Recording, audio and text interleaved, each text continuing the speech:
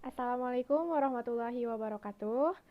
Perkenalkan, nama saya Hera Juliana dari Prodi Pendidikan Bahasa dan Sastra Daerah semester 1. Saya di sini akan menjelaskan materi tentang diksi. Dalam KBBI, diksi diartikan sebagai pilihan kata yang tepat dan selaras dalam penggunaannya untuk mengungkapkan gagasan sehingga diperoleh efek tertentu yang diharapkan. Menurut Karaf, pengertian pilihan kata atau diksi jauh lebih luas dari apa yang dipantulkan oleh hubungan kata-kata itu. Berbeda dengan Karaf, Enre menjelaskan bahwa diksi atau pilihan kata adalah kemampuan seseorang membedakan secara tepat untuk mewakili pikiran dan perasaan yang ingin dinyatakan dalam pola suatu kalimat.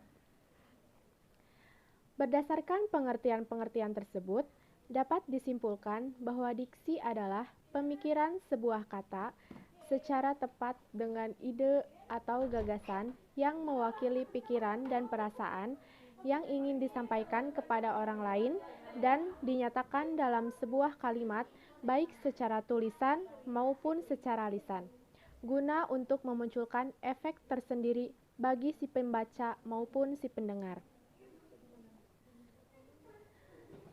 Selanjutnya yaitu ada fungsi diksi. Yang pertama, membuat orang yang membaca atau mendengar karya sastra menjadi lebih paham mengenai apa yang ingin disampaikan oleh pengarang. Yang kedua, membaca salah pemahaman. Yang ketiga, membuat komunikasi lebih efektif. Yang keempat, melambangkan ekspresi ataupun gagasan yang ada dalam gagasan secara verbal atau tertulis maupun terucap. Yang kelima, membuat ekspresi ataupun gagasan yang tepat sehingga dapat menyenangkan pendengar maupun pembacanya. Selanjutnya ada macam-macam diksi. Yang pertama ada sinonim, di mana sinonim di sini adalah kata yang mempunyai arti yang sama dengan kata yang lain. Contohnya, mata sama dengan meninggal, ahli sama dengan pakar, dan sombong sama dengan arogan.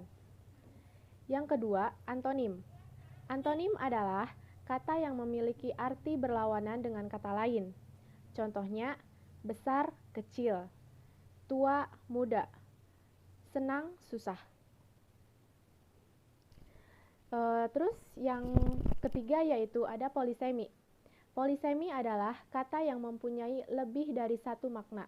Contohnya kepala. Misalkan gini, sejak tadi sore kepalaku terasa sangat sakit. Itu bagian kepala manusia. Bagian kepala sepeda motorku retak. Itu bagian kepala sepeda motor. Yang keempat ada homograf. Homograf adalah bentuk kata yang memiliki lafal dan arti yang berbeda namun ejaannya sama. Contohnya apel, dalam artian berjaga dan buah. Misalnya, para TNI bergantian apel di markas pusat.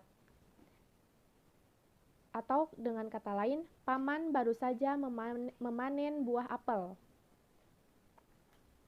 Yang kelima ada homofon, di mana homofon adalah kata yang memiliki ejaan dan makna yang berbeda, namun lafalnya sama. Contohnya, sanksi dengan sanksi. Misalnya, para pelanggar peraturan seharusnya dikenakan sanksi tegas. Yang selanjutnya, misalnya, saya sanksi kamu bisa melakukan itu. Nah, misalnya kayak gitu. Terus yang keenam ada homonim. Homonim adalah kata yang mempunyai persamaan ejaan, akan tetapi maknanya berbeda. Misalnya contohnya rapat. Salah satu syarat kesempurnaan sholat adalah barisan syaf yang rapat. Terus yang selanjutnya misalkan gini. Pagi ini di kantorku sedang rapat penting para direksi. Yang ketujuh ada hiponim, di mana hiponim di sini adalah bentuk kata yang maknanya tercakup oleh bentuk kata lain. Misalnya, nasi, roti, dan lapis legit tercakup ke dalam kata makanan. tomat, kangkung, wortel, bayam tercakup ke dalam kata sayuran. Yang kedelapan ada hipernim. Hipernim adalah kata yang mencakup makna kata lain. Contohnya, bunga mencakup melati, mawar, anggrek, bunga matahari, dan lainnya. Buah mencakup pisang, mangga, terus stroberi, apel, dan lainnya.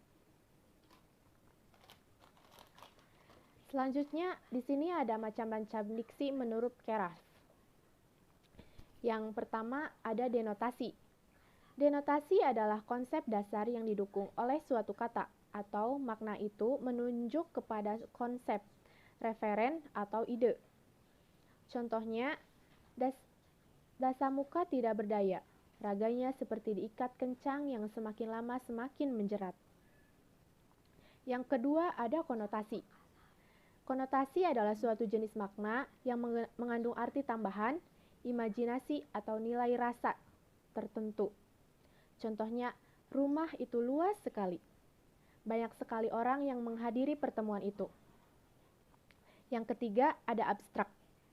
Abstrak adalah kata yang mempunyai referen berupa konsep. Kata abstrak sukar digambarkan karena referensinya tidak dapat diserap dengan panca indera manusia. Contohnya, kau indah seperti senja. Namun, hadirmu hanya sekejap saja. Yang keempat ada konkret. Konkret adalah kata yang menunjuk pada suatu yang dapat dilihat atau diindra secara langsung oleh suatu atau lebih panca indera. Contohnya, meja, kursi, kolam, mobil, sepeda motor. Yang kelima ada kata umum. Kata umum adalah kata yang mempunyai cakupan ruang lingkup yang luas. Kata-kata umum menunjukkan kepada banyak hal, kepada himpunan dan pada keseluruhan. Contohnya, bintang, tumbuhan, sayuran, buah-buahan, dan kendaraan. Yang keenam ada kata khusus. Kata khusus adalah kata-kata yang mengacu kepada pengarahan-pengarahan yang khusus dan konkret. Contohnya, Yamaha, Samsung, Kakatua, dan Sedan.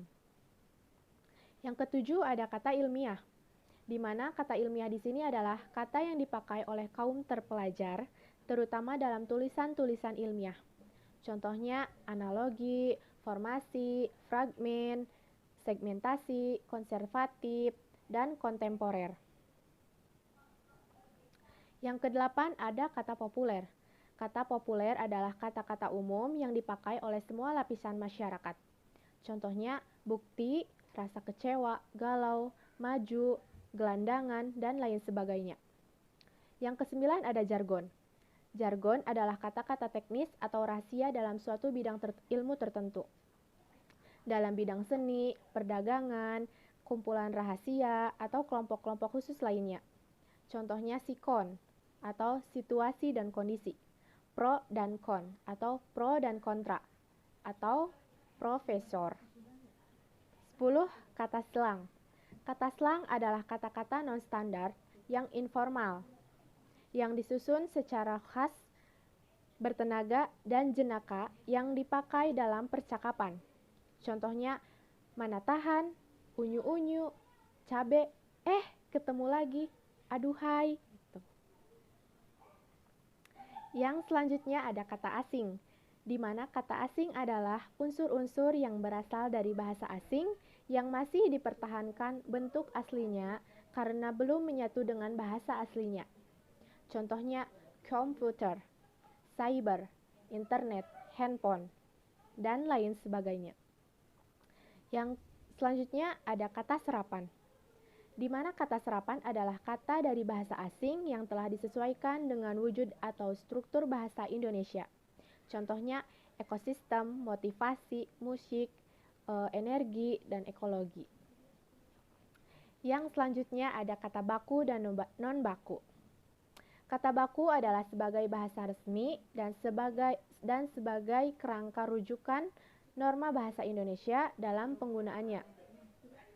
Fungsi bahasa baku yaitu sebagai pemersatu, penanda kepribadian, dan kerangka acuan. Baik, Terima kasih, begitu yang saya sampaikan. Mohon maaf bila ada kesalahan. Wassalamualaikum warahmatullahi wabarakatuh.